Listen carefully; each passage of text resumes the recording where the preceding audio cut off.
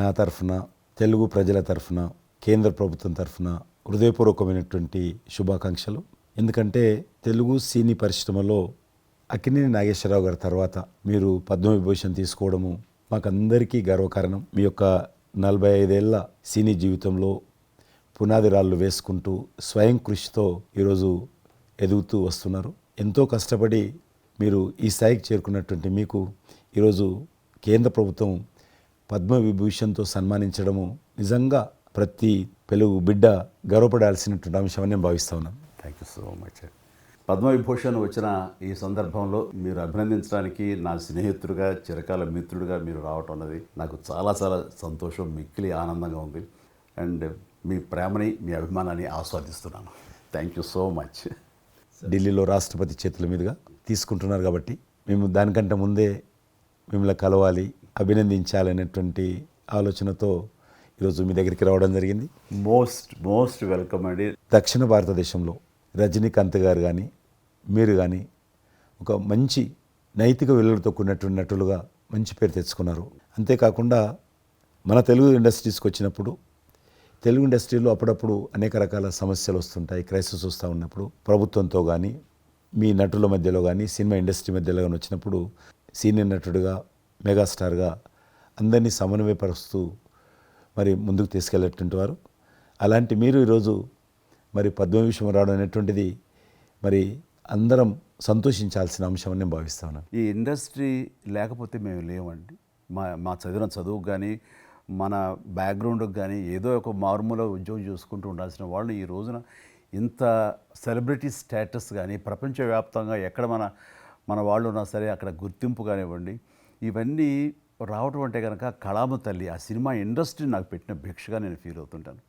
ఆ ఇండస్ట్రీ లేకపోతే ఏం లేదు. అందుకని ఇలాంటి ఇండస్ట్రీకి ప్రత్యుపకారంగా నేను ఏం చేయాలి, నాకు ఇంత స్థానం ఇచ్చిన ఇండస్ట్రీకి తిరిగి నేను ఏం ఇవ్వగలను అనేటటువంటి ఒక గ్రాటిట్యూడ్ నుంచి మొదలైందే. క్రైసిస్ వచ్చినప్పుడు నేనేదో నా భుజం కాయాలి, నా వంతు సహాయం చేయాలి అనే ఆలోచన. ఒక ఇంటికి పెద్ద బిడ్డగా, పెద్ద కొడుకుగా ఆ ఇంటి కుటుంబ బాధ్యతలకి తన వంతు సహాయం ఎలా చేస్తాడో అలాగే నిర్వర్తించాలని ఉంటుంది. కానీ ప్రతిదానికి పెద్ద నేను అనేటువంటి బేసిజానికి మాత్రం పోవాలని కారణం ఒకటి అనుకుంటే మీరంటే అందరు యాక్సెప్టబిలిటీ ఉంటుంది. అది కూడా అది యాక్సెప్టబిలిటీ చిన్నవాళ్ళు కానీ పెద్దవాళ్ళు కానీ ఈ రంగం కానీ ఆ రంగం కానీ మీరు ఏదైనా ఒక మాట చెప్తే దాని మీద మీరు నిలబడతారు, మిగతా వాళ్ళు కూడా మీ మాట గౌరవం ఇస్తారు. అది కారణం నేను అనుకుంటాను. సినిమా రంగం నుంచి రాజకీయాలకు వచ్చి కూడా రాజకీయాలలో మీకంటూ ఒక ప్రత్యేక స్థానాన్ని సంపాదించుకున్నారు. మీరు కొత్త ఒరవడి రాజకీయాల్లో కూడా తీసుకురావడం జరిగింది. మీరు చేపట్టినటువంటి ప్రచార కార్యక్రమం కానీ, మీకు వస్తున్నటువంటి స్పందన కానీ అద్భుతంగా. మేమందరం ప్రతి కార్యక్రమాన్ని వేరే ప్రత్యామ్నాయ పార్టీలో ఉన్నప్పుడు కూడా మీ రాకను మేము గమనించే వాళ్ళము. మీరు చేస్తున్నటువంటి ప్రచారము, కొత్త ఒరవడి మీరు అద్భుతంగా చేశారు. ప్రాంతాలకు అతీతంగా మీకు స్పందన లభించింది, చాలామంది గెలిచొచ్చారు. ఒక ఆర్టిస్ట్గా నేను మంచి స్థితిలో ఉన్నప్పుడు రాజకీయాల్లోకి వెళ్ళాల్సినటువంటి ఒక పరిస్థితులు నెలకొన్నాయి.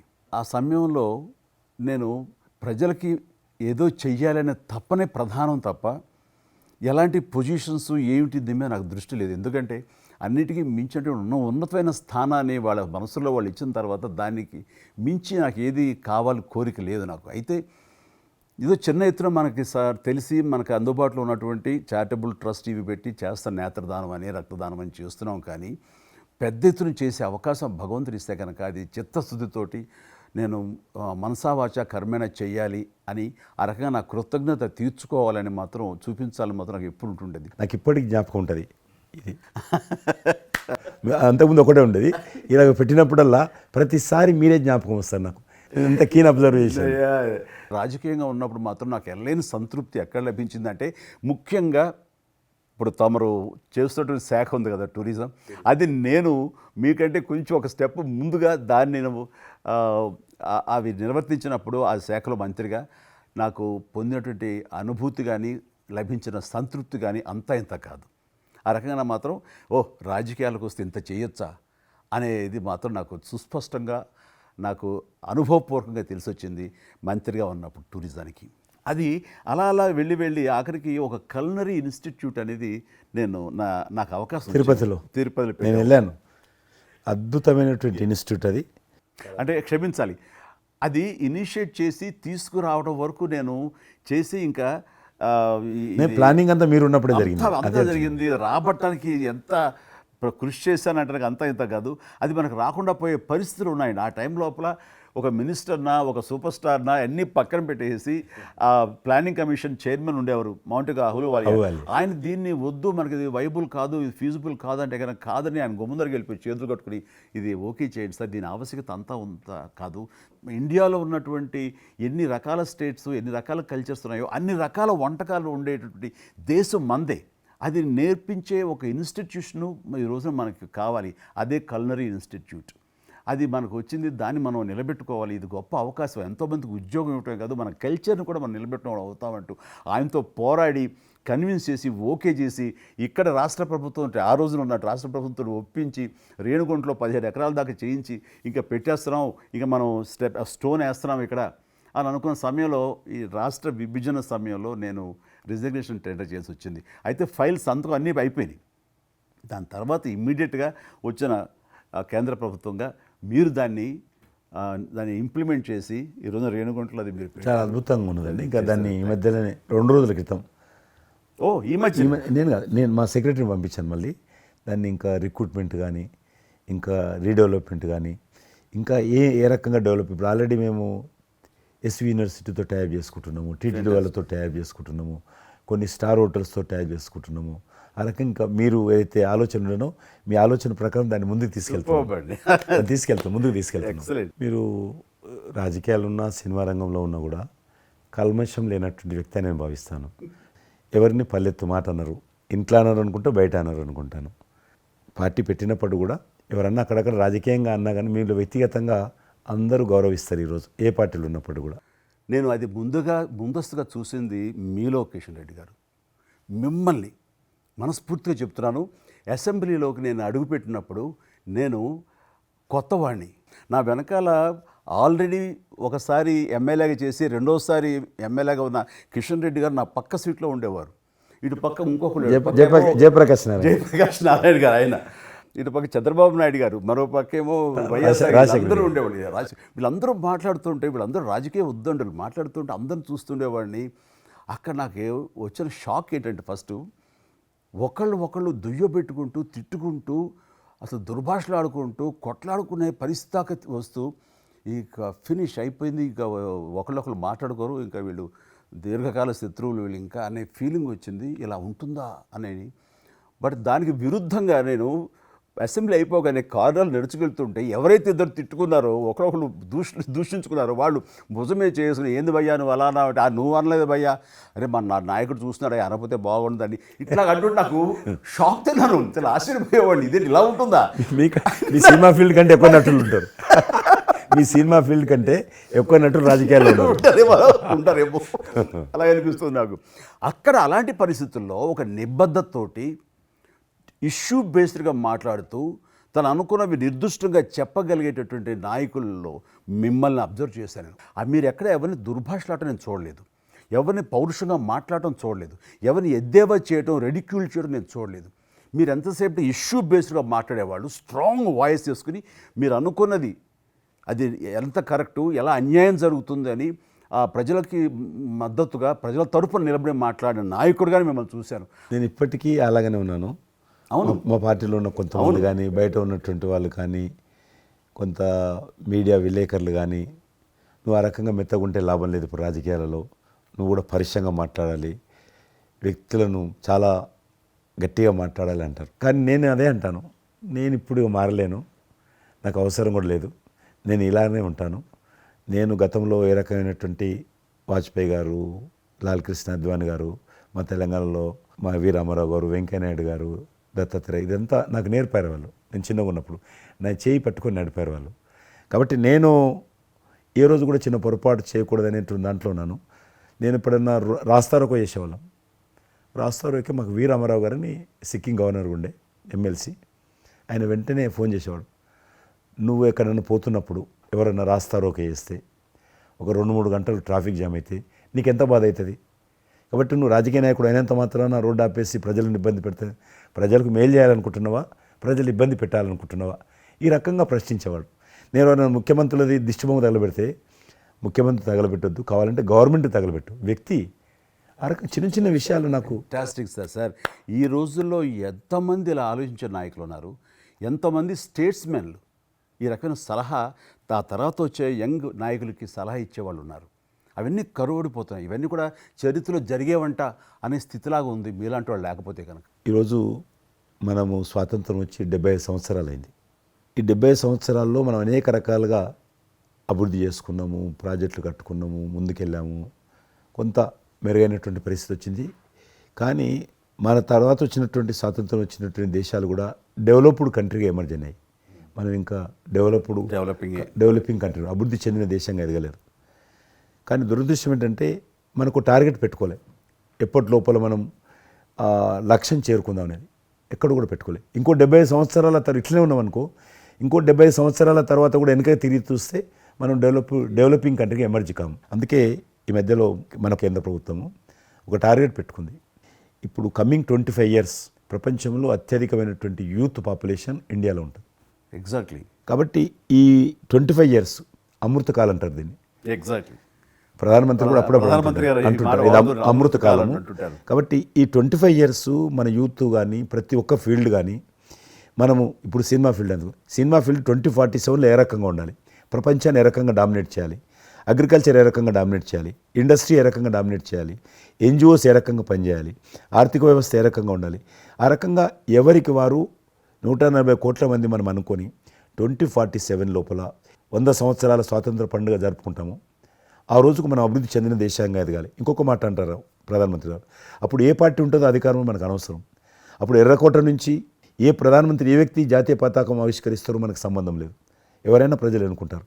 కానీ ఆ రోజుకు మన దేశం ప్రపంచంలో డెవలప్డ్ కంట్రీ స్థాయికి ఎదిగి 3, 4, 5 ఉంటే వాటిలో మన దేశం ఉండాలి అనేది అని ఈరోజు మనం అందరం ఒక లక్ష్యంగా పెట్టుకొని ముందుకెళ్తే యూత్ ఏదైతే అంటున్నారో మీరు, ఆ యూత్ కూడా మరి వాళ్ళ జీవితం సాఫల్యం చెందినట్టు అవుతుంది. ఇప్పుడు డెవలప్డ్ కంట్రీస్లో మనది ఆర్థికంగా చూసుకుంటే కనుక ఆర్థిక వ్యవస్థగా మనది 5వ కంట్రీగా డెవలప్ అయింది. లార్జెస్ట్ ఎకానమీ ఈ మధ్య కాలంలో, ఈ మధ్య సంవత్సరాల్లో, ఒక దశాబ్ద కాలం లోపల. ఇప్పుడు వచ్చే 5 సంవత్సరాల్లో మనం థర్డ్ ప్లేస్ చేరుతాం. ఇప్పుడు యూకే లాంటి మనల్ని పరిపాలించి ఆక్రమించుకొని పరిపాలించినటువంటి బ్రిటన్ కూడా వెనకకి నెట్టేసి 5వ స్థానానికి వచ్చేసి వచ్చేటువంటి 5 సంవత్సరాల్లో ఖచ్చితంగా మనం 3వ స్థానంలోకి లార్జెస్ట్ ఎకానమీ కంట్రీగా మనం ఎమర్జ్ అవుతాం. 100%. అవన్నీ ఇప్పుడు జరుగుతున్నటువంటి ఈ యొక్క డెవలప్మెంట్స్, ఈ ఆర్థిక సంస్కరణలు ఇవన్నీ చూస్తుంటే ఖచ్చితంగా ఆ రోజు ఎంతో దూరం లేదు మీరు చెప్పినట్లుగా. మీ తెలిసి ఈ మధ్యలో G20 సమావేశాలు నిర్వహించినప్పుడు నేను మీతోటే మాట్లాడాను. శ్రీనగర్ అంటే ఎట్లా ఉండను పరిస్థితి తెలుసు. ఈ టూరిజం మినిస్ట్రీకి 4 మీటింగ్లు అవుతాయి. ఒక మీటింగ్ అక్కడ పెట్టాలని నిర్ణయించుకున్నప్పుడు ప్రధానమంత్రి అన్నారు, సినిమా ఫీల్డ్ మీద చర్చించండి, ఎందుకంటే సినిమా ఫీల్డ్ ఎక్కువగా షూటింగ్లు చేసేవాళ్ళు. మేము చిన్నగా ఉన్నప్పుడు జమ్మూ కాశ్మీర్ వెళ్ళలేదు ఎవరం కూడా, కానీ దేశంలో ఉన్నటువంటి కోట్లాది మంది కాశ్మీర్ అందాలను చూశారు సినిమాల కారణంగా. ఎవరు పోలేదు అక్కడికి, కానీ చూశారు. కాబట్టి ఆ సినిమా ఫీల్డ్కి సంబంధించినటువంటి సెషన్ పెట్టాలి మీరని చెప్పి ప్రధానమంత్రి గారు చెప్పి ఆయన ఆదేశించిన తర్వాత ఈ సినిమా ఫీల్డ్కి సంబంధించి అన్ని దేశాలకు సంబంధించినటువంటి ప్రముఖులందరినీ కూడా ఆహ్వానించాం. అప్పుడు మేము మీటింగ్ పెట్టాలంటే పాకిస్తాన్ అన్ని దేశాలకు లెటర్స్ రాసింది, చైనా లెటర్స్ రాసింది, టెర్రరిస్ట్ ఆర్గనైజేషన్స్ అన్నీ కూడా హెచ్చరించాయి. జమ్మూ కాశ్మీర్కి వస్తే, Kashmir is a disputed place అది, కాబట్టి ఎవరు రావద్దు, వస్తే మాత్రము ఏమైనా అవుతే మాకు సంబంధం లేదని పాకిస్తాన్ కూడా అందరూ హెచ్చరించారు. బట్ ప్రైమ్ మినిస్టర్ చెప్పాడు, ఎట్టి పరిస్థితుల్లో మీటింగ్ పెట్టి తీరాలి, నువ్వు నాకు అనవసరం, నీకేం కావాలో నేను అన్ని ఏర్పాటు చేస్తాను. ఆ తర్వాత నేను మీతో మాట్లాడి ఆ రోజు అప్పుడే కాశ్మీరు అని అనగానే మీరు కాశ్మీరు లోయల్లో కన్యాకుమారి ఇలాంటి సాంగ్స్ ఎన్నో మాకు గుర్తుకొచ్చినాయి. అలాంటిది మళ్ళీ మీరు మీ పార్టిసిపేషన్ ఉంటే బాగుంటుంది అనుకున్నప్పుడు ఆ టైంలో నేను రాలేని పరిస్థితిలో రామ్ చరణ్ వస్తే బాగుంటుంది, అతను RRR సినిమా ఆస్కార్ అవార్డు తోటి తను మంచి ఆస్కార్ అవార్డు వచ్చింది, బాగుంటుంది ప్రధానమంత్రి గారు చెప్పాను. అప్పుడు అందరూ ఫారినర్స్ డెలిగేట్స్ అందరూ కూడా ఏ సినిమా సాంగ్ అది నాటు సినిమా డాన్స్ చేశారు అక్కడ. ఎవరు మన కొరియన్ మినిస్టర్.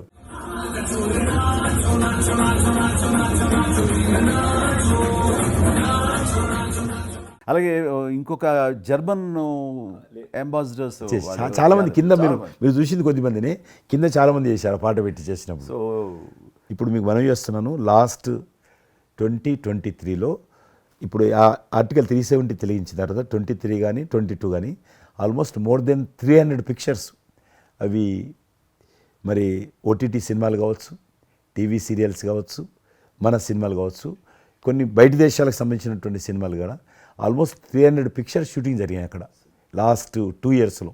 మళ్ళీ తిరిగి మీ ప్రభావంతో ఆయన నరేంద్ర మోడీ గారి చొరవతోటి ఇలాగా G20 కల్చర్ ముఖ్యంగా టూరిజం సంబంధించి సినిమాలను ఎంకరేజ్ చేస్తూ మీరు తీసుకున్న చొరవ, అందులో రామ్ చరణ్కి మీరు ఇచ్చేటువంటి ప్రాధాన్యత ఇవన్నీ కలిపినప్పుడు ఫస్ట్ నా వైఫ్ తన ఫ్రెండ్స్ తోటి ఎక్కడికి వెళదాం ఈ హాలిడే అంటే వాళ్ళ ఫ్రెండ్స్ అందరూ కలిపి కాశ్మీర్కి వెళ్ళారు.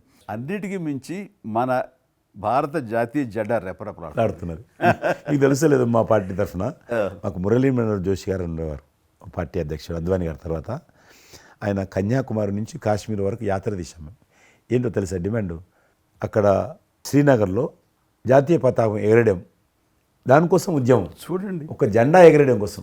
ఆడికి మిలిటరీ మధ్యలో, పోలీస్ ఫైరింగ్ల మధ్యలో ఒక జెండా, మేము జమ్మూ కాశ్మీర్ కానీ ఆపేశారు మమ్మల్ని. అక్కడ నుంచి విమానం, మిలిటరీ విమానంలో తీసుకుపోయి ఆయన ఒక్కరిని అక్కడ జెండా ఎగిరినట్టు చేసి మనకు తీసుకొచ్చారు. దల్ లేక్ అని ఉంది అక్కడ, ఉన్నది కదా. మొన్న 15th ఆగస్ట్, ఇంతకుముందు 15th ఆగస్ట్ ఏదైతే మనము 70 సంవత్సరాల పండుగ జరుపుకున్నాము, 50,000 మంది అమ్మాయిలు అబ్బాయిలు స్కూల్ పిల్లలు అందరూ చేతులలో 3 రంగుల పతాకాలు పట్టుకొని దల్ లేక్ చుట్టూ ఊరేగింపు చేశారు. అది మార్పు. ఇంకొకటి నాకు సంతోషం ఏంటంటే, మీరు రాజకీయాలకు రాకముందే మీకంటూ ఒక ప్రత్యేక స్థానం సర్వీస్ యాక్టివిటీలో చిరంజీవి చారిటబుల్ ట్రస్ట్ చాలా పెద్ద ఎత్తున చేయడం అనేటువంటిది నిజంగా అది చాలామందికి ఆదర్శమైంది. మిమ్మల్ని చూసిన తర్వాత చిరంజీవి గారు పెట్టిన అంత పెద్ద నటు పెట్టడం మనం చేయకూడదని వాళ్ళ స్థాయిలో పెట్టినటువంటి చాలా సంస్థలు మీ నుంచి స్ఫూర్తి తీసుకొని పెట్టారనేది నాకు తెలిసిన వాళ్ళు కూడా చాలామంది చెప్పారు. కాబట్టి అది గొప్ప విషయం. మీకు ఎందుకు వచ్చింది ఐడియా? అది ఏదైనా సరే ముందు మన మనసులో తిరిగి ప్రత్యుపకారంగా ఏదైనా చెయ్యాలి అనే భావం ఒకటి ఉంటేనండి అవకాశాలు ఎదురుగా ఉంటాయండి మన ఎదురుగా. అలా చూసినప్పుడు ఆ టైంలో రక్తం దొరకక చనిపోయే వాళ్ళు చాలామంది ఉన్నారు. అది గర్భస్రావంతో, డెలివరీ సమయంలో, యాక్సిడెంట్ సమయంలో కొంతమంది క్షతగాతులు, అట్లాగా లుకేమియా కానివ్వండి, క్యాన్సర్ కానివ్వండి, ఇలాంటివి తలసేమియా కానివ్వండి, ఇలాంటి చాలామంది ఉన్నారు. ఇంతమంది జనాభా ఉన్న ఈ దేశంలో రక్తం ఇచ్చేవాళ్ళు లేకుండా పోయారు. ఎందుకంటే రక్తం అనేది ల్యాబుల్లో తయారు చేసేది కాదు, ఒక మనిషి మరొక మనిషికి దానం ఇస్తేనే జరిగేది. సో ఆ మాత్రం లేదు, ప్రత్యామ్నాయం లేదు. సో ఇది కేవలం మంచి మనసుతోటి ఉండేవాళ్ళు ఇచ్చేదే.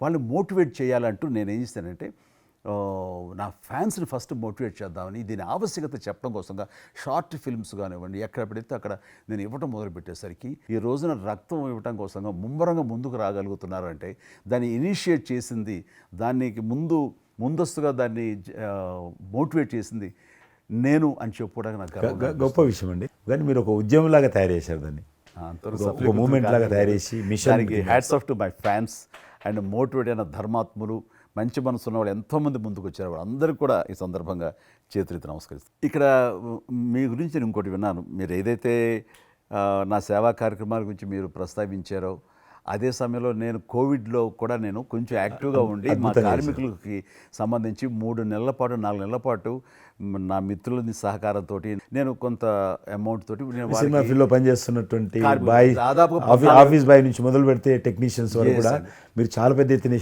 చాలా మందికి నేను గ్రాసరీస్ ఇవ్వగలిగాను, వాళ్ళకి బయటికి రాని పరిస్థితిలో.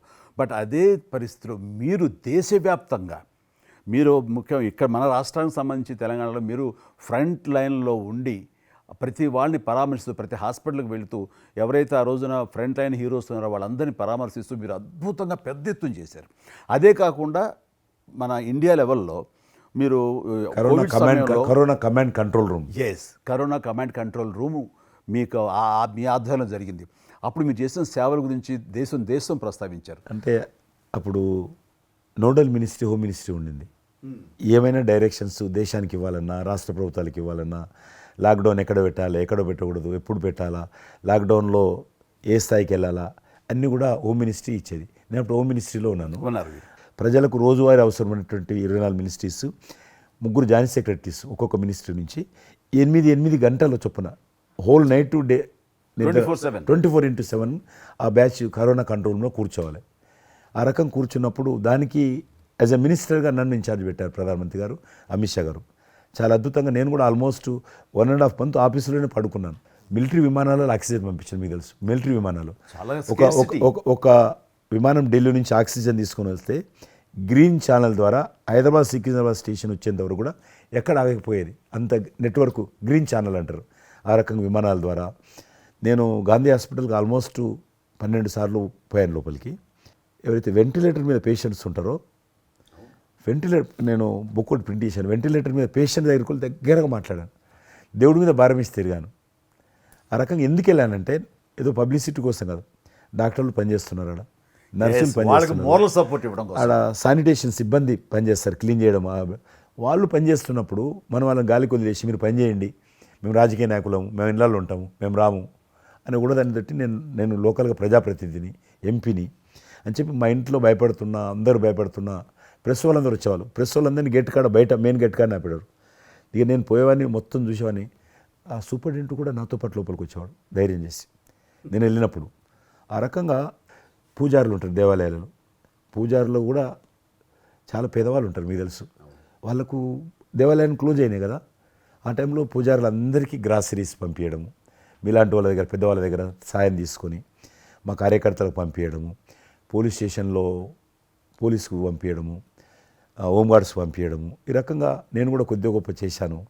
ఇక్కడ మా వాళ్ళతోటి కలిసి నా కాన్స్టిట్యున్సీ చూసి ఈవెన్ నా పార్టీలో ఉన్నటువంటి నాకు పనిచేసినటువంటి పేద కుటుంబాల కార్యకర్తలకు కూడా గ్రాసరీస్ పంపించాను నేను. ఆ రకంగా కూడా వర్కౌట్ చేశాను. మీ కుటుంబంలో కూడా చాలామంది మీకు బంధువులు సినిమాలు వచ్చారు. అందులో ఇద్దరు ప్రముఖంగా మీ అబ్బాయి చరణ్ గారు కావచ్చు, మీ సోదరుడు పవన్ కళ్యాణ్ గారు కావచ్చు. వాళ్ళిద్దరిట్లో మీకు నచ్చిన సినిమా ఏముంటుంది?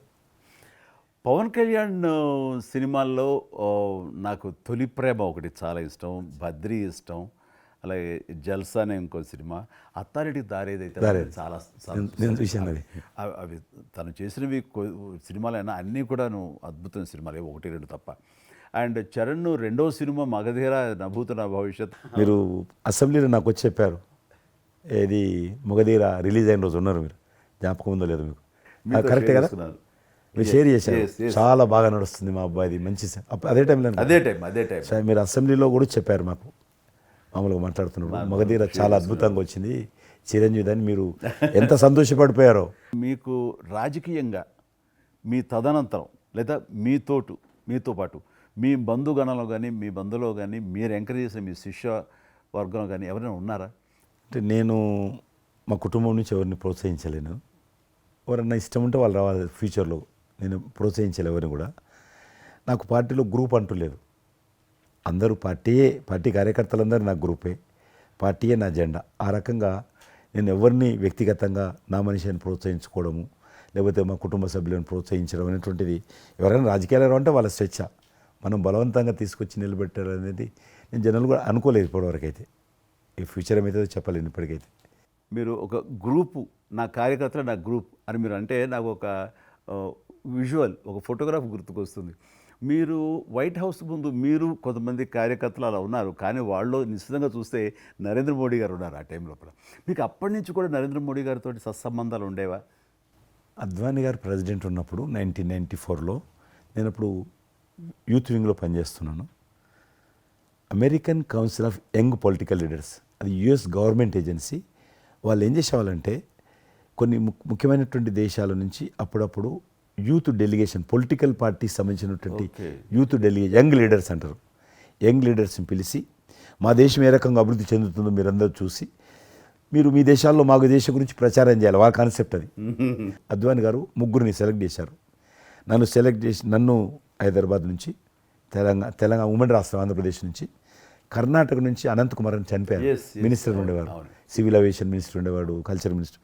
ఆయన చనిపోయారు మధ్యలోనే. అక్కడ గుజరాత్లో ఆర్గని పార్టీకి సెక్రటరీ ఉండేవాడు నరేంద్ర మోడీ గారు, అప్పుడు మినిస్టర్ కాదు ఇంకా మా ముగ్గురిని సెలెక్ట్ చేసి ఢిల్లీకి పిలిచాడు. పిలిచి ఇట్లా మీరు పార్టీ తరఫున పోవాలి అని చెప్పి, నన్ను కూడా నువ్వు పోవాలన్నప్పుడు నాకు పాస్పోర్ట్ లేదు, నాకు చాలా చిన్న ఏజీ, ఫ్లైట్లో మొదటిసారి పోయినా నేను. తొందర రమ్మంటే మా పార్టీ ఫ్లైట్ టికెట్ ఇస్తే పోయాను. మాట్లాడినాక వారు చెప్పారు మీరు ముగ్గురు అని కూర్చున్నాక ఇంటి ముందోటి కటింగ్ షాప్ ఉంది. నరేంద్ర మోడీ గారి గడ్డ ఉంది, నాకు గడ్డ ఉంది, చిన్నోని. మీరు ఇద్దరు క్లీన్ షేవింగ్ చేసుకురా అన్నాడు. నరేంద్ర మోడీ ఇంటి మా అమ్మ పోయిన క్లీన్ నాకు చూపించాలన్నాడు. మళ్ళీ వచ్చి మళ్ళీ పోయి క్లీన్ షేవింగ్ చేసుకొని నరేంద్ర మోడీ గారు మేము ఇద్దరం, ఎందుకనంటే అయినా మీరు పార్టీ రిప్రజెంట్ చేయడం లేదు, మీరు ఇండియాని రిప్రజెంట్ చేస్తున్నారు, టైంకి రావాలా, టైం పోవాలని చెప్పి మమ్మల్ని పంపించిన తర్వాత నరేంద్ర మోడీ గారు మీరు చూడండి ఆ ఫోటోలో ఆయన సంఖ్య ఒక బ్యాగ్ ఉంటుంది. ఆ బ్యాగులో పుస్తకము పెన్ ఉంటుంది. మేము రాజులాగా పుస్తకం లేదు, పెన్ లేదు, మేము పోతుంటే అందులో భాగంగానే వైట్ హౌస్ లోపల రాణించేవాళ్ళు చాలా దూరంకి వెళ్ళి, కానీ చూపించేవాళ్ళు బయట ఉండే కొంత అమెరికా ఇది వైట్ హౌస్ అక్కడ కనిపిస్తుంది, అందులో అది ప్రెసిడెంట్ రూము, ఇక్కడ కనిపిస్తుంది కిచెను, ఇది కాన్ఫరెన్స్ హాలు. బయట నుంచి అందరు చెప్పేటోళ్ళు చాలామంది ఉండేవాళ్ళు. అదే నేను చూసి గైడర్స్, టూరిస్ట్ గైడ్స్ ఉంటారు కదా, వాళ్ళు చాలామంది అక్కడ పోతే చెప్పేవాళ్ళు. ఆ రకంగా అక్కడ దిగినటువంటి ఫోటో అది. ఎందుకు రిలీజ్ చేశానంటే ప్రధానమంత్రి గారు అయిన తర్వాత నాకు ఫోన్ చేశాడు, కిషన్ ఏమన్నా మీ దగ్గర ఫోటోలు ఉన్నాయా? ఆయన దగ్గర లేవు పాపం. ఓకే, నాకు ఫోన్ చేశాడు. నేను ఎమ్మెల్యే క్వార్టర్స్లో అవన్నీ ఫోటోలు తీసినాక ఇంత కట్ట ఉండే కానీ అన్నీ అంటుకొని ఒకటి మనకు తెలియదు కదా, మొత్తం పాడిపోయినాయి. 8 ఫోటోలు దొరికినాయి. అందులో ఏదో ఒకటి దొరికింది బోటు థమ్స్అప్ తాగుతూ. అప్పుడు థమ్స్అప్ తాగోదని కూడా తెలియదు, ఇది మల్టీనేషనల్ కంపెనీ అటువంటి ఏం లేదు అప్పుడు. బోట్ నడిపిస్తున్న ఫోటో ఇవన్నీ కూడా కొన్ని దొరికితే పంపించాను. ఆయన ఏ వైట్ హౌస్ ముందు అయితే నేను ఫోటో దిగాను గేట్ కాడ, ఈరోజు అదే వైట్ హౌస్ ఆహ్వానం మేరకు వైట్ హౌస్ లోపలికి వెళ్తున్నానని ఆ ఫోటో రిలీజ్ చేశాడు. Excellent experience. ప్రైమ్ మినిస్టర్ ఆ ఫోటో అది బయటకు ఆ ఫోటో బయటకు వచ్చింది. ఆ రోజు ప్రైమ్ మినిస్టర్ గారు అయిన తర్వాత అమెరికాకి వెళ్తున్న రోజు రిలీజ్ చేసిన ఫోటో అది. మీరు మాకు ఒక మాట ఇచ్చారు, మీరు మన ఆఫీస్ ఏదైతుందో టూరిజం ఆఫీసు ఢిల్లీలో నేను వస్తాను, మన ఇద్దరం ఒకసారి విన్నామని అన్నారు. కానీ మీ ఒత్తిడి కారణంగా మన ఒత్తిడి కారణంగా జరగలేదు. ఇంకా అది రేపు ఎలక్షన్స్ తర్వాత మళ్ళీ అది చెప్పలేము కాబట్టి అది నేను చెప్తున్నాను, మీరు అక్కడే ఉంటాను, వస్తాను. అది కాకుండా మీరు నాకు ఇంకా జ్ఞాపకం, ఆఫీస్లో ఉన్నప్పుడు నాకు గర్వం ఫీల్ అవుతాను. ఎందుకంటే మీరు పెట్టిపోయినటువంటి ఫోటోలు, ఇండియాకి సంబంధించినటువంటి టూరిజం డెస్టినేషన్ యొక్క ఫోటోస్ ఏవైతున్నాయో అవి ఇంకా ఆ రకంగానే ఉన్నాయి. నేను అడిగాను ఎవరు పెట్టారంటే చిరంజీవి గారు పెట్టారంటారు. డ్రైవర్ కూడా మీకైతే డ్రైవర్ ఉండను, అతను ఇప్పుడు నా దగ్గర ఉన్నాడు, రణధీర్. మీకు చెప్తుంటాడు, సార్ మై చిరంజీవి సాబ్ కभी మై సాబ్ డ్రైవర్, మై చలాయితా ఉనకా గాడి ఢిల్లీ మే, అది ఆప్కు మై చలా రూమ్ సాప్ అంటాడు. ఇంకా ఉన్నాడు పాపం. చాలా సీనియర్ అండి అతను, చాలా మంచివాడు. మన ఉమ్మడి ఆంధ్రప్రదేశ్ ఉన్నప్పుడు మనం ఇండియాలోనే మనమే ఆరోగ్యశ్రీని ప్రారంభించామన్నది నాకు తెలిసినటువంటి వాస్తవం. ఆ తర్వాత మిగతా రాష్ట్రాలు కూడా అది వ్యాపించింది అనేది చాలా ఇది. అలాంటి ఆరోగ్యశ్రీకి కిషన్ రెడ్డి గారే ఆద్యులు, అంకురార్పణ చేసిన వాడు అని బయట బాగా వినికిడి ఉంది. ఆ తర్వాత ప్రభుత్వాలు పికప్ చేసాయి. అది ఎందుకు, ఎలాగా, అది మీరు ఎట్లా ఇనిషియేట్ చేశారు ఆరోగ్యశ్రీ అనేది? 2004 నేను ఎమ్మెల్యే అయినప్పుడు పేరున్న మందకృష్ణ మాదిక్ గారు, ఆయన వాళ్ళకు సంబంధించినటువంటి ఎస్సీ వర్గీకరణ మీద పోరాటం చేస్తూనే సామాజిక సమస్యల మీద కూడా పోరాటం చేసేవారు. దివ్యాంగులకు పెన్షన్ పెంచాలని ఆయన తిరుగుతున్నప్పుడు ఈ అనేక జిల్లాలలో గుండె జబ్బులు ఉన్నటువంటి పిల్లలు జన్మించేవాళ్ళు. వాళ్ళకు ఆ రోజు ఒక ఆపరేషన్ చేయాలంటే 10 లక్షలు, 12 లక్షలు, 13 లక్షలు అయ్యేది. పేదవాళ్ళకి అది అవకాశం ఉండేది కాదు. చాలామంది చనిపోయేవాళ్ళు కూడా. అప్పుడు రాజశేఖర రెడ్డి గారు ముఖ్యమంత్రిగా ఉన్నారు. మేము ట్యాంక్ బండ్ కింద అంబేద్కర్ భవనం ఉంది, అక్కడ మీటింగ్ పెట్టుకున్నాము. ఒక 3000 మంది పసిపిల్లలు వాళ్ళ తల్లిదండ్రులు వచ్చారు. మీటింగ్ అయినాక ఆ మీటింగ్లోనే ఒక అబ్బాయి చనిపోయాడు. ఇప్పుడు ఏం చేయాలి సేమ్ అబ్బాయి అంతే వచ్చాడు, చిన్న పసిబాబు అందే వచ్చాడు, అబ్బాయి చనిపోయాడు. మేము ఏం చేసినాం, నేను మందకృష్ణ గారు కలిసి, నేను కూడా ఉద్యమానికి వెళ్ళాను. ఆ అబ్బాయి డెడ్ బాడీ పట్టుకొని అంబేద్కర్ ట్యాంక్ బండ్ నుంచి అంబేద్కర్ విగ్రహం దగ్గరకు వచ్చాం. మాతో పాటు ఆ పసిపిల్లలందరినీ తీసుకొచ్చాం, 3000 మంది పసిపిల్లలు. అంబేద్కర్ విగ్రహం ట్యాంక్ బండ్ అంబేద్కర్ విగ్రహం మొత్తం ఆ పిల్లలు వాళ్ళ తల్లిదండ్రులు కూర్చున్నాం, డెడ్ బాడీ పెట్టుకొని కూర్చున్నాం. ఎట్టి పరిస్థితుల్లో రాష్ట్ర ప్రభుత్వము అందరికీ కూడా ఉచితంగా చిన్నపిల్లలందరూ కూడా ఆపరేషన్ చేయించాలి, ప్రైవేట్ హాస్పిటల్లో కానీ ఎక్కడైనా వాళ్ళ ఇష్టం చేయించాలి, వీళ్ళ ప్రాణాలు కాపాడాలని డిమాండ్ తోటి కూర్చున్నాం. 11 గంటలకు కూర్చున్న తర్వాత రాజశేఖర రెడ్డి గారు దురదృష్టం ఆ రోజు ఢిల్లీకి వెళ్ళిపోయాడు. ఢిల్లీలో ఉన్నాడు. బట్ ఢిల్లీ నుంచే ఫోన్లో మాట్లాడాడు ఆయన. మాట్లాడి నేను తర్వాత ఆలోచిస్తాం, మీరు అట్లా చేయొద్దు, ఎందుకంటే మమ్మల్ని లాఠీ చేయడానికి వీలేదు, పసిపిల్లలు, గుండె జబ్బులు ఉన్న పిల్లలు, మమ్మల్ని నెట్టేయడానికి వీలేదు పోలీసులో కూడా విచిత్రమైన పరిస్థితి, ఆందోళన, ఉద్యమం చేస్తున్నాం మేము, చాలా డెడ్ బాడీ పెట్టుకొని ఉన్నాం, ఏం చేయాలో పోలీసులకు తోచది. ముఖ్యమంత్రి గారు అన్నప్పుడు రాజశేఖర్ గారు మా మెడ మీద కత్తి పెట్టి మీరు ఈ రకంగా దబాయిస్తున్నారు, ఏమని అనుకోండి సార్, మీరు కృష్ణ గారు చాలా గట్టిగా ఉన్నారు, ఏమని అనుకోండి, మీరు ఎట్టి పరిస్థితుల్లో ఇది చేయాలని చెప్పి మేమిద్దరం కదలాలి. రాత్రి ఆల్మోస్ట్ 10 o'clock మళ్ళీ ముఖ్యమంత్రి గారు ఫోన్ చేసి మీరు మాట చెప్పడం కాదు ఆర్డర్ రావాలను. వీళ్ళందరికీ ఫస్ట్ మేము రాష్ట్ర ప్రభుత్వం తరఫున గుండె జబ్బులు ఉన్నటువంటి పిల్లలందరికీ ఎంత డబ్బైనా ఖర్చు అయినా సరే మేము ఆపరేషన్ చేయిస్తానని చెప్పి ఢిల్లీ నుంచి మాట ఇచ్చి ఆర్డర్ తీసి మా చేతులు పెట్టినాక మేము పిల్లలందరినీ తీసుకొని వెళ్ళిపోయినాం, ఫస్ట్ పిల్లలు వాళ్ళ తల్లిదండ్రులు. ఆ తర్వాత మళ్ళీ ముఖ్యమంత్రి గారు వచ్చిన తర్వాత మళ్ళీ మీటింగ్ పిలిచాడు మమ్మల్ని. పిలిచి ఈ రకంగా చేయడం తప్పు, మీరు నన్ను బెదిరించారు, బ్లాక్మెయిల్ చేశారు, ఆర్డర్ చేశారు, ఏమని అనుకోసారి మేము ప్రజల పిల్లల ప్రాణాలు కాపాడడం కోసం చేశాం తప్ప మీకు వ్యతిరేకంగా కాదు, ఇంకొకరు కాదు. అందులో బాబు చనిపోయాడు. తర్వాత ముఖ్యమంత్రి ఆలోచన చేసి డాక్టర్లను పిలిచి ఎట్లా చేద్దాము, అప్పుడు సర్వే చేయించాడు. వాళ్ళు గ్రామ పంచాయతీలో సర్వే చేస్తే 2 లక్షల మంది పిల్లలు ఉన్నారు ఒక్క ఆంధ్రప్రదేశ్లోనే. ఉభయ రాష్ట్రాల్లో గుండెకు జబ్బు హోల్ ఉండి పుట్టినటువంటి వాళ్ళు 2 లక్షల మంది పిల్లలు ఉన్నారు. ఇంతమందికి నేను ఎట్లా చేస్తా అది ఇదని మళ్ళీ సర్వే వచ్చిన తర్వాత వెరిఫికేషన్ వచ్చిన లిస్ట్ తీశాడు, అంచనా వచ్చిన తర్వాత అప్పుడు ఆయన ఇన్సూరెన్స్ ఏదైనా చేద్దామా అని, ఆయన డాక్టర్ కదా ఒరిజినల్గా, ఆయన డాక్టర్ వృత్తి, చదువుకున్నది MBBS అయినా, ఆయనకి ఈ విషయం బాగా తెలుసు కాబట్టి ఏం చేద్దామని ఆలోచన చేసి అప్పుడు ఇన్సూరెన్స్ పథకం ఆ పిల్లల కారణంగా, గుండె జబ్బులు ఉన్నటువంటి పిల్లల కారణంగా ఆ 2 లక్షల మందికి పిల్లలు ఇన్సూరెన్స్ చేయాలన్న వచ్చినటువంటి ఆలోచనే ఈ ఆరోగ్యశ్రీ పథకం.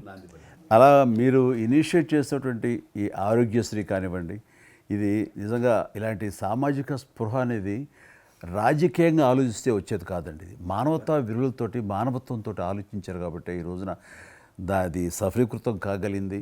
భారతదేశంలోనే అది ఒక అందరూ ఆచరించేటువంటి గొప్ప పథకం అయ్యింది. అది ఎంతమంది లబ్ధి పొందుతారో వాళ్ళందరూ బ్లెస్సింగ్స్ మీకు ఉండాలి.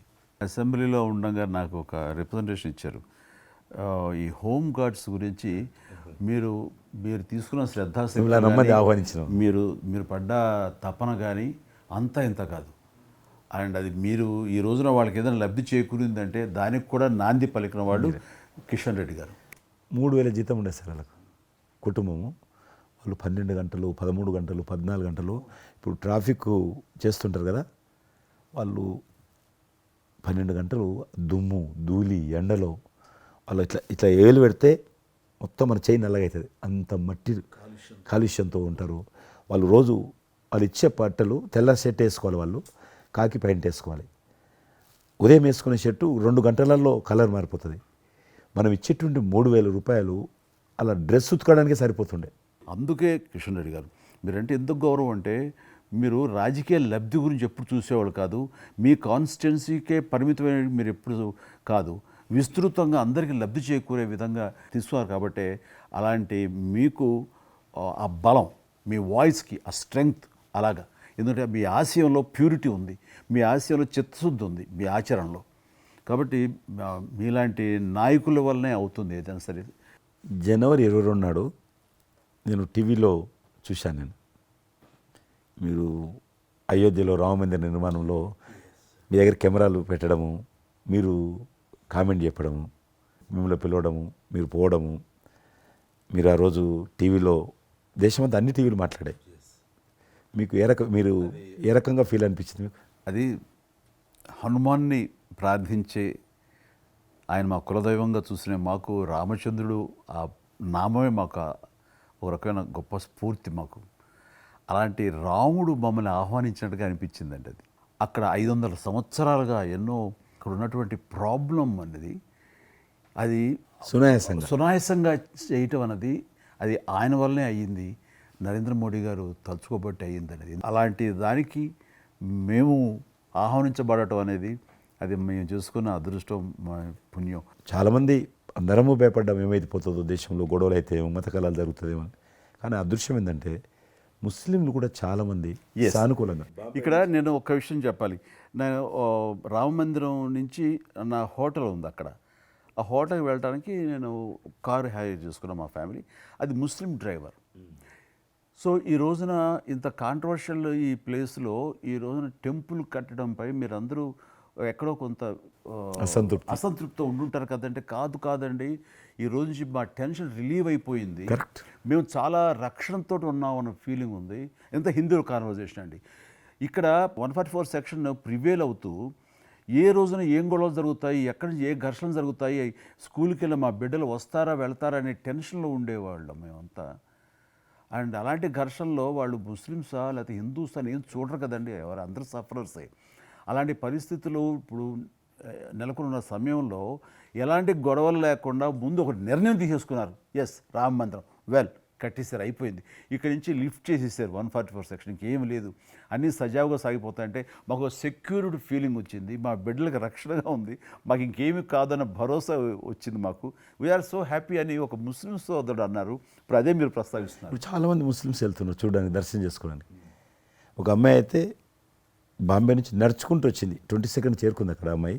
ఓకే, నేను ఉన్నాను వెనకనే ధైర్యాన్ని ఇచ్చేటువంటి మన ప్రధాని గారు, ఈ భారత ప్రభుత్వం, ఇవన్నీ కలిపి దోహదపడ్డాయి. అందుకని ఆయన ఒక మాట అన్నారు అయోధ్య టైంలో, మొన్నటిదాకా టెంట్లో రాముడిని చూసాం, ఇంకా రాముడికి ఆ పరిస్థితి లేదు, ఆయన ఒక పర్మనెంట్ స్ట్రక్చర్లో ఉంటాడు అని అన్నప్పుడు అందరూ మంచి రెస్పాన్స్ ఇచ్చారు, బాగా రెస్పాండ్ అయ్యారు. అట్లాగా ఈ రోజున ఆయన తీసుకున్న ప్రతి కార్యక్రమం కూడాను ఒక మత సామరస్యాన్ని సూచిస్తుంది. దానికి నేను ఒక విషయం కూడా చెప్తాను, మీరు చెప్పారు కదా, నేను ఎలక్షన్ ప్రచారానికి 2019లో కానీ అంత ముందుగానే వెళ్ళేవాడిని. డిఫరెంట్ రీజన్స్ మా పార్టీకి సంబంధించి కావచ్చు, ఇతరత్ర కావచ్చు. మేము వెళ్తున్నప్పుడు ముస్లిం సమాజాన్ని బస్తీలు కూడా వస్తాయి కొన్ని. మేము ఎంత మైకులు పెట్టుకొని డ్రమ్ కొట్టుకుంటూ పోయినా కూడా ఒక్కరు కూడా బయటకు వచ్చేవాళ్ళు కాదు. ఇప్పుడు పరిస్థితి త్రిపుల్ తలాక్ అని ఒకటి ఉండేది, అది ముస్లింలో ఒక సాంప్రదాయం. అది ఏదైనా భర్త కోపం వచ్చినా 3 సార్లు తలాక్ అంటే ఆడబిడ్డ ఇంటి నుంచి వెళ్ళిపోవాలి. 3 సార్లు అంటే తలాక్ అంటే వెళ్ళిపోవాలి. అయితే దాన్ని మోడీ గారు త్రిపుల్ తలాక్ సిస్టాన్ని చట్టం చేసి ఇది చేయడానికి వీల్లేదు, ముస్లిం మహిళలకు కూడా హక్కులు ఉంటాయి అని చెప్పి ఆయన చేశాడు. అప్పుడు కూడా చాలామంది భయపెట్టించారు, మత కళాలు జరుగుతాయి, అట్లా వేయొద్దు, నువ్వు ముస్లిం పర్సనల్ విషయాల్లో మీరు జోక్యం చేసుకుంటున్నారంటే ఆయన చాలా వివరంగా చెప్పాడు. ఈరోజు నువ్వు ఒక భర్తగా నీ భార్యకు తలాక్ అని ఇచ్చేసి పంపించేస్తున్నావు. రేపు నువ్వు తండ్రి అవుతావు. తండ్రి అయిన తర్వాత కూడా మీ అల్లుడు నీ కూతురుకు తలాక్ తాగని విడాకులు ఇచ్చి పంపిస్తే అప్పుడు నువ్వు ఎంత బాధపడతావు? కాబట్టి ఏ తండ్రి అయినా సరే అట్లుంటుంది. కాబట్టి ఇది ఈ రకమైనటువంటి ఉండకూడదని చెప్పి ఆయన త్రిపుల్ తలాక్ రద్దు చేస్తే, నేను ప్రచారానికి వెళ్తున్నప్పుడు అంతకుముందు బయటకు వచ్చేవాళ్ళు కాదు. ఉదాహరణకు నేను ఇట్లా పోతున్నాను అనుకోని, రోడ్డు రథం మీద నేను పోతుంటే ఇటు సైడ్ నుంచి ఒక ముస్లిం అలా భార్యను కూర్చొని పెట్టుకొని మోటార్ సైకిల్ మీద నడుపుకుంటూ వచ్చేవాడు. ఇప్పుడు ఏం చేస్తున్నంటే భర్తకు చూడకుండా ఎన్నుకున్నటువంటి భార్య పరద లేపి ఇట్లా నాకు ఊపుతున్నచ్చి, ఇది నేనే సాక్ష్యం. అంత మార్పు వచ్చింది. కట్టన్స్ ఓపెన్ చేసి బస్తీలలో ఇండ్ల ముందుకు వెళ్తుంటే ముస్లిం ఆడబిడ్డలు వచ్చి, మాతృమూర్తులు వచ్చి, తల్లులు వచ్చి చేతులు ఊపుతున్నారంటే నిజంగా సంతోషం. అంటే ఆడబిడ్డలో 10 కోట్ల మంది ముస్లిం ఆడబిడ్డలు ఈ దేశంలో, కానీ అది రావడంతో వాళ్ళకు ఒక ధైర్యం వచ్చింది, వ్యతిరేకత లేకుండా, ఏ ప్రొటెస్ట్ లేదు. అదే ఫస్ట్ ఆఫ్ ఆల్ విజయం. కాబట్టి ఈరోజు ఆ రకంగా మీరు చెప్పిన దాన్ని బట్టి వాతావరణం మార్పు వచ్చింది. ఈరోజు మత కళాలు లేవు, కర్ఫ్యూలు లేవు. హైదరాబాద్లో ఎన్ని గొడవలు జరుగుతుండే, ఒక్క గొడవ లేదు ఎక్కడ. బాంబేలో, యూపీలో ఎక్కడ చూసినా మత కళాలు ఉండేది. ఈరోజు ఆల్మోస్ట్ 98% కమ్యూనల్ క్లాసెస్ అయిపోయినాయి. ఎక్కడ కూడా కర్ఫ్యూ అనే లేదు. దేశంలో ఎక్కడో దగ్గర కొన్ని నగరాలలో కర్ఫ్యూ ఉంటుండేది, కొన్ని నగరాల్లో మత కళాలు జరుగుతుండేది. ఎక్కడో ఒక దగ్గర యూపీలోనూ, మధ్యప్రదేశ్లోనూ, మహారాష్ట్రలోనూ, ఇప్పుడు బీహార్లోనూ ఎక్కడ వింటలేదు, ఎక్కడ లేదు. ఈవెన్ జమ్మూ కాశ్మీర్ లాంటి రాష్ట్రంలో కూడా 144 సెక్షన్ లేనటువంటి పరిస్థితి ఉన్నది. మీరు వేయచ్చా అంటారు, అద్భుతంగా ఉంది మాట. అది నరేంద్ర మోడీ గారు చాలా విజనరీగా ఆ రకంగా చేశారు. చాలా సంతోషం కృష్ణరెడ్డి గారు. మీరు నన్ను అభినందించడానికి అవార్డు తీసుకుంటున్న సమయంలో ఆ పురస్కరించుకుని మీరు వచ్చినందుకు, నన్ను అభినందించినందుకు ధన్యవాదాలు తెలియజేస్తూ, మీతో ఇంతసేపు సంభాషించడంలో ఎన్నెన్నో విషయాలు తెలుసుకున్నాను, నాకు అనుభవపూర్వకంగా తెలిసి మీతో పంచుకున్నాను. అండ్ మీలాంటి నాయకులు రావాలి, ఉండాలి, మరి ఎంతోమందికి ఇన్స్పిరేషన్గా ఉండాలి.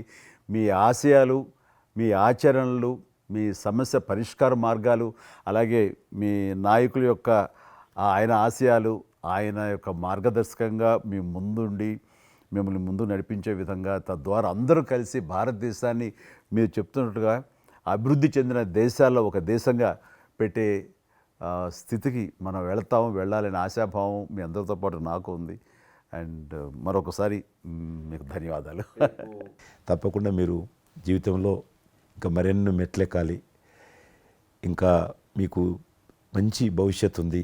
ఇటు సినిమా రంగానికి సేవ చేయాలి, అటు సమాజంలో కూడా సేవ చేసేటువంటి అనేక రకాల, సమాజం అంటే ఒక రాజకీయాలే కాదు, అనేక రకాలుగా మీరు చేస్తూ ఉన్నారు ఇప్పటికీ. కాబట్టి రేపు భగవంతుడు ఏం చేస్తారు ఎవరి చేతిలో లేదు.